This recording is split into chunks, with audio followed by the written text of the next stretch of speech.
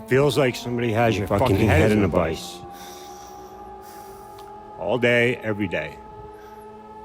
In a vice by the addiction, by your own thoughts, by your own fucking pain. It's getting crushed every day. That's what it's like. I've traveled over 57,000 miles to more than 20 states to understand addiction and to create a series of art installations to decrease the stigma surrounding drug addiction. Hi, I'm Suzanne, and this is a preview of that resulting art series, The Empty Fix. For this art series, I traveled around the nation interviewing people who were suffering or recovering from drug addiction. The core of each interview consisted of key elements. I would photograph people's eyes. I would ask them why they became addicted, what fueled that addiction. I would get an audio recording of each person's description of the actual compulsion or urge to use. And then I also gave each interviewee a note card on which he or she would write a message meant for you. Here is a preview of the Empty Fix art series installations. You will first see the people I interviewed when you have a chance to see my installation entitled Eyes. I've taken those photos of people's eyes, applied them to glass blocks with a resin process, and I'll present them submerged in fountains and reflecting pools because addiction is like drowning. We walk right past individuals who are slumped over on the sidewalk from addiction, but we've been socialized to never walk past someone who's drowning.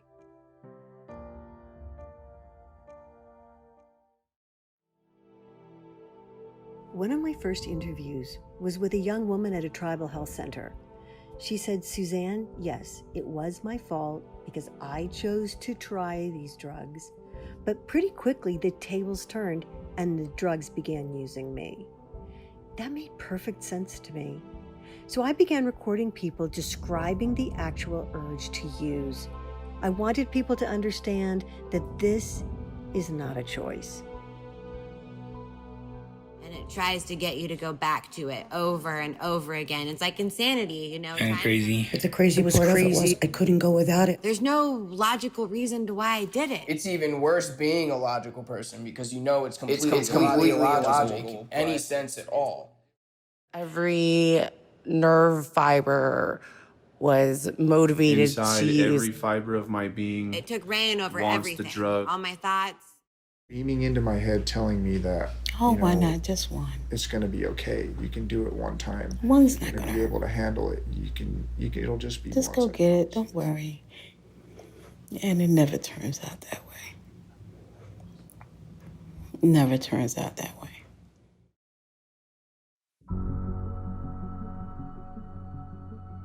I've conceptualized, in collaboration with an art therapist, a community art project that people across the country can replicate to honor their loved ones lost to overdose. Entitled Unforgotten, these strands of gene pockets provide space upon which people can write the names of those who have died because of drug addiction. The varying hues of denim reflect shades of humanity, and the pockets allow for private notes to be added.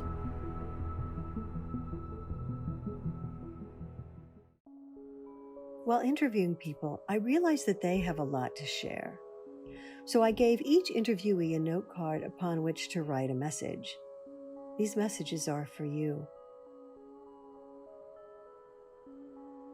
I present them in medicine cabinets contained within bathroom segments to provide an environment reflective of private moments. Cabinets contain typical bathroom items, providing some hint of the writer's life. Viewers can write their own messages anonymously for us to share on Empty Fix social media.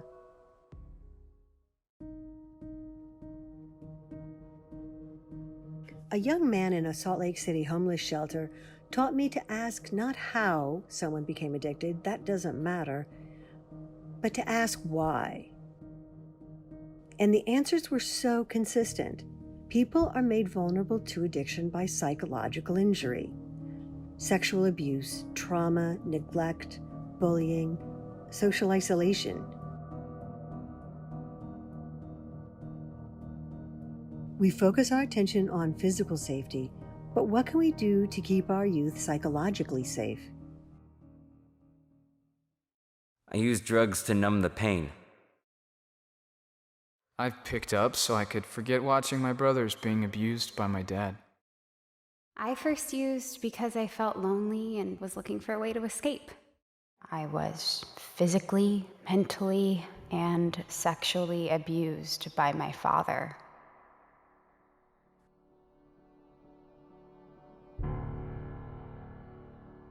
At treatment centers, I was often warned not to refer to addiction sufferers as addicts.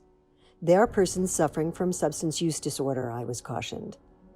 But they go to NA meetings and introduce themselves by saying, "Hi, my name is John, and I'm an addict." It makes no sense. By avoiding use of the word, aren't we further stigmatizing it? Instead, let's democratize the word addict.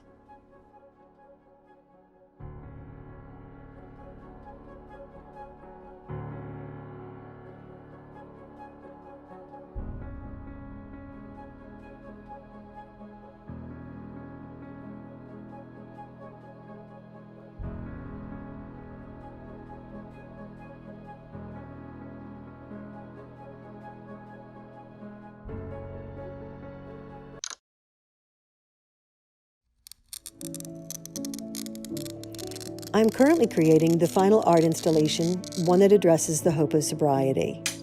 Recovery isn't just about stopping the intake of chemicals. It is about healing and learning to love oneself. People in recovery are sculptors, just like me, but their work is so much harder because they are sculpting, recreating themselves. And in the process, they are becoming some of the strongest people I have ever met. This one is for them. For more information about the Empty Fix project, visit emptyfix.com or contact me directly